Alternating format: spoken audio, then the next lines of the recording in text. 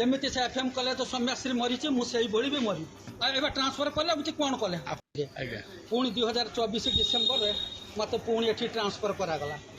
आपण जोटिके जीवे chandbali tehsil Basdevpur tehsil district record room आउ एठी सबु सरपंच मान पचारतु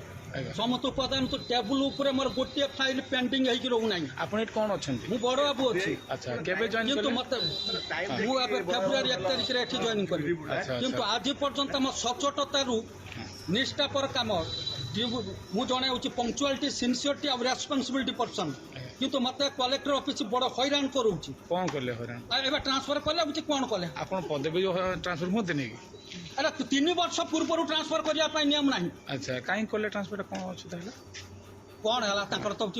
कौन पाई कले तांकर तो करूचंती तो मत हैरान करूचंती आज पर्यंत तुम तो हैरान हो जाओ एति पाई मो कलेक्टर पाखरे दरखास्त दैछि हां रेवेन्यू मिनिस्टर पाखरे दरखास्त दैछि आ महामान्य राष्ट्रपति पाखरे दरखास्त देला परे मोर कोनोसी किछि प्रतिस्तर आसिला नै एबे जो निष्पत्ति नउचन जो मो निष्पत्ति नेबी मो तो कलेक्टर को ऑफिस रे मो पूरा दौड़ी देबी न अग्नि रे झास देबी जमी से एफएम कॉलेज सौम्याश्री मरीची मुझे भी मरी मो प्रति न्याय ना मुझे सचोट कहतु ये सरपंच सबू दल सरपंच सबू पब्लिक कहतु मु क्या प्रति अन्याय कर मो टेबुल रोहू ना गोटे की फाइल बाकी मंत्री मंत्री